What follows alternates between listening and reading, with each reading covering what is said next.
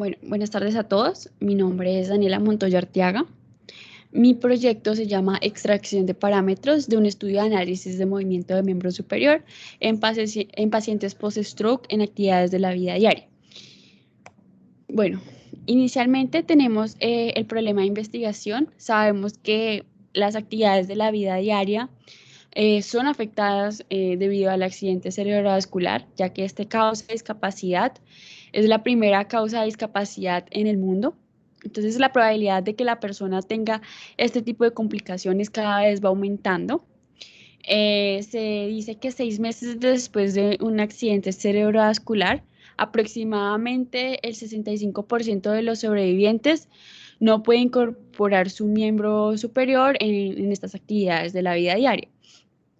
De ellos, el 25% regresa a su nivel de participación diaria y funcionamiento físico. Y también pues se conoce que la hemiparesia es una de las secuelas más comunes y afecta aproximadamente el 65% de los sobrevivientes. Bueno, como pregunta de investigación, todo esto es a base del problema. Me llevó a plantear dos preguntas. La primera es, ¿qué articulaciones se ven más afectadas en pacientes post-ACV en el desarrollo de estas actividades de la vida diaria y por qué? Y también ver por qué se presentan cambios significativos en extremidades paréticas y buscar en la literatura si estos resultados se afirman o se excluyen. Bueno, los objetivos de este estudio son tres principalmente. Inicialmente comparar la extremidad parética con la extremidad no parética en el desarrollo de actividades de la vida diaria. Luego comprender la dificultad que tienen los sobrevivientes de un accidente cerebrovascular en el desarrollo de las actividades de la vida diaria. Y finalmente, pues comparar los resultados obtenidos con la literatura. Bueno, como metodología esto se hizo mediante fotogrametría, la evaluación funcional. Se usó un modelo plugin gate full body que fue adaptado para tronco y pues las extremidades superiores. De ellos, pues 19 marcadores que están en distintas posiciones anatómicas, como se pueden observar en la tabla 1. Estos son los marcadores que se usaron. Se usó un sistema de captura de movimiento que se llama Vicon, que está compuesto por 10 cámaras infrarrojas. El procesamiento pues, fue desarrollado en Vicon Nexus y en Vicon Polygon. Polygon lo usamos para hacer gráficas.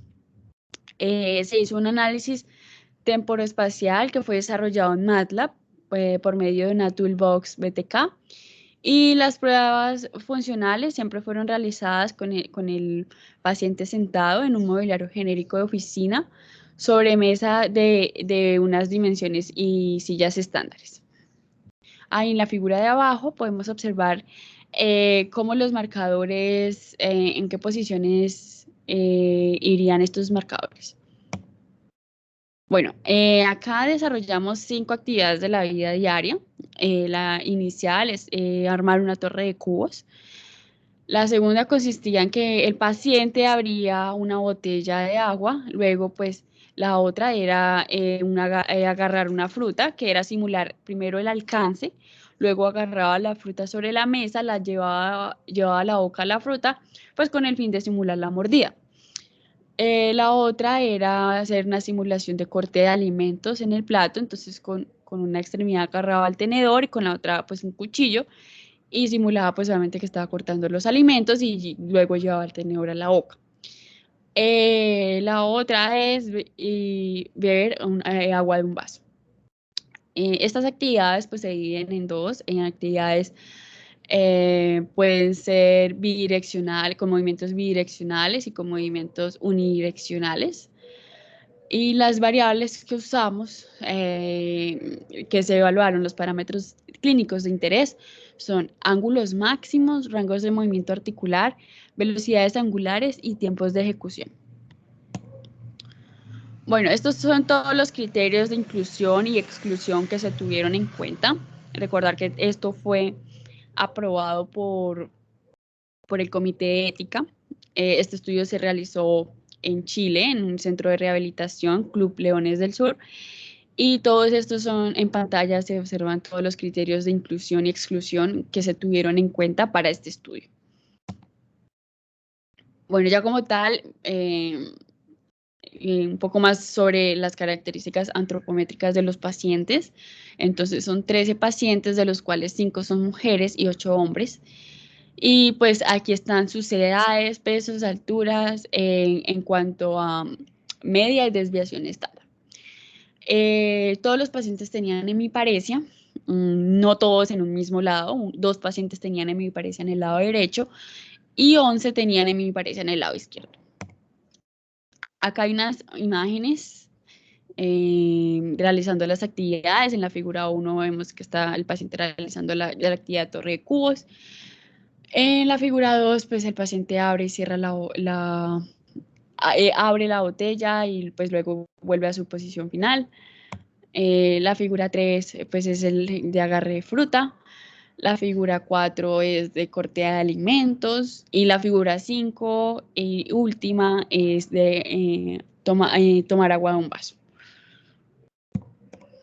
Todos los pacientes realizaron una posición inicial, como se ve en la figura 5. Entonces ponían las 2 extremidades sobre la mesa, luego realizaban la actividad y finalizaban con otra vez las 2 extremidades sobre la mesa. Bueno, esto es un poco de los resultados que tuvimos en este estudio. Entonces, bueno, para la actividad de torre de cubos tuvimos cambios significativos en la flexión y en las rotaciones internas de la articulación del hombro. Para ver rangos de movimiento articular en la flexoextensión, para velocidades angulares no se presentó ningún cambio significativo, pero para el tiempo de ejecución, es decir, el tiempo en que se demora el paciente en realizar la actividad, sí se hubo un cambio. Entonces acá generalmente en todas las actividades observamos que la extremidad parética, se observó que la extremidad parética no se demora más en realizar la tarea que la extremidad no parética. Bueno, y también pues con estos cambios significativos se realizó una tasa a ver cuánto había incrementado, cuánto era la diferencia de incremento, porcentajes de incremento. Entonces el aumento encontrado fue del 19.76% para la flexión del hombro y el 30.50% para la rotación interna del hombro. Estos incrementos son de acuerdo a que la extremidad no parética realiza mayor flexión en un 19.76% que la no parética. A eso se refiere.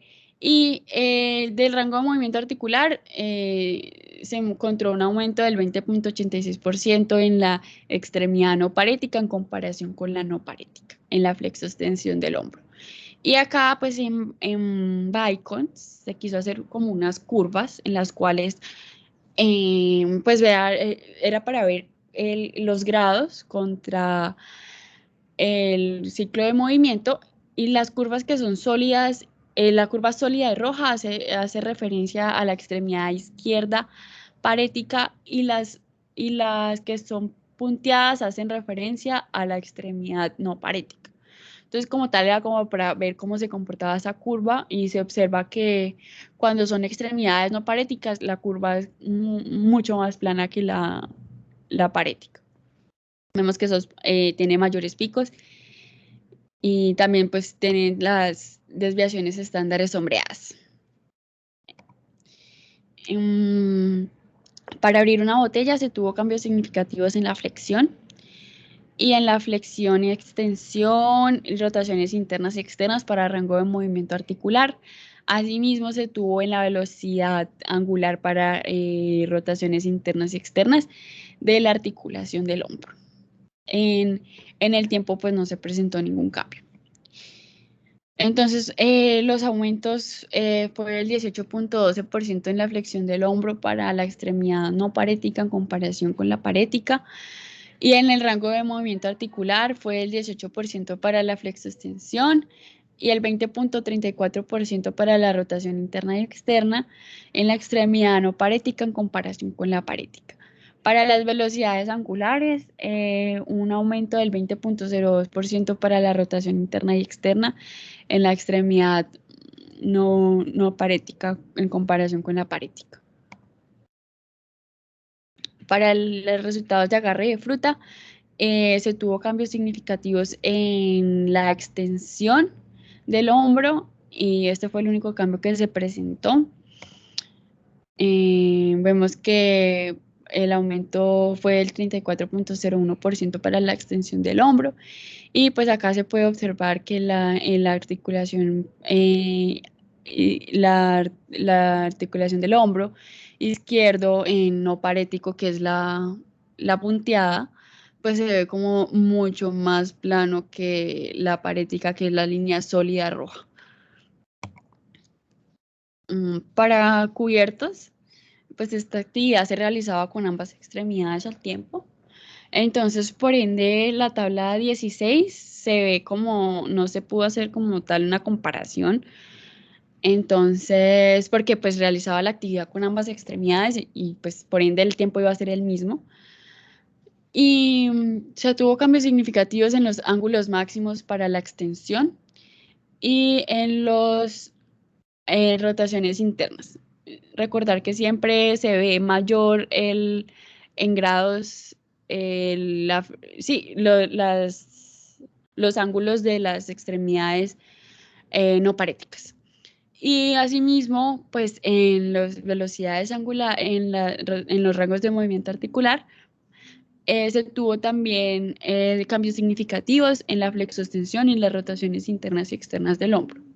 En cuanto al tiempo de ejecución, pues les mencioné que no se podía comparar nada, sin embargo, pues ahí está la media más o menos desviación estándar. Y pues en la tabla 17, que hace referencia a las velocidades angulares, no se presentó ningún cambio significativo. Aquí pues el aumento encontrado fue el 40,79% para la extensión del hombro y 16,09% para la rotación interna del hombro. Y el rango de movimiento articular, pues fue un aumento del 22,30% para la flexoextensión y 19,04% para la rotación interna y externa. Pues aquí, pues como las gráficas como tal no se mezclan, no se pueden separar de extremidades paréticas y no paréticas.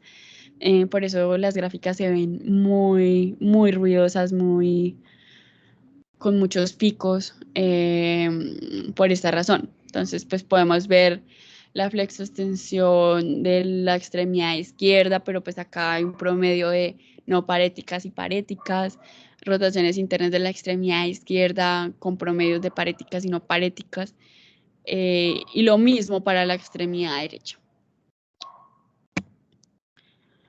Entonces, finalmente, pues en los resultados de tomar un vaso, se tuvo cambios en la flexoextensión, en la flexoextensión para rango de movimiento articular y en los ángulos máximos para la flexión.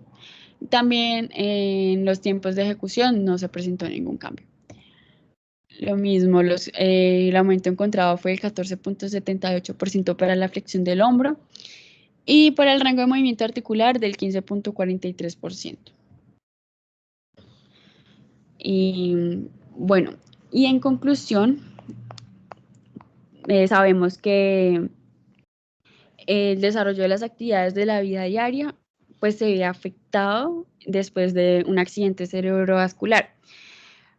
Observamos que se observó que las 5 tareas que se analizaron pues presentaron diferencias significativas, más que todo en la articulación del hombro, y se veía pues incrementos de los ángulos máximos, rangos de movimiento articular y velocidades angulares en las extremidades no paréticas cuando se comparaba con la extremidad parética.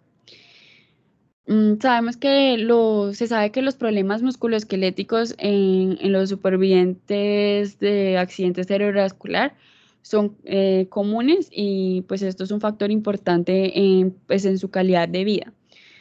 Principalmente el dolor en el hombro es muy común en los supervivientes después de un accidente cerebrovascular. Esto pues se tiene en cuenta pues la literatura que lo afirma y pues cada vez esto es dificultad, se presenta dificultad para realizar las tareas, un movimiento menos fluido en las extremidades paréticas, un menor rango de movimiento articular en la extremidad afectada y también pues un mayor tiempo de ejecución. Y también pues se presenta, se analiza que si el paciente tiene pues dolor en el hombro, es preferible como no moverse y pues esto puede afectar pues sus actividades de la vida diaria. Y finalmente pues el análisis de movimiento pues ayuda a comprender los movimientos de la extremidad afectada y esto puede ser útil para diseñar programas de rehabilitación para ayudar a los supervivientes en accidentes cerebrovasculares. Listo, muchísimas gracias.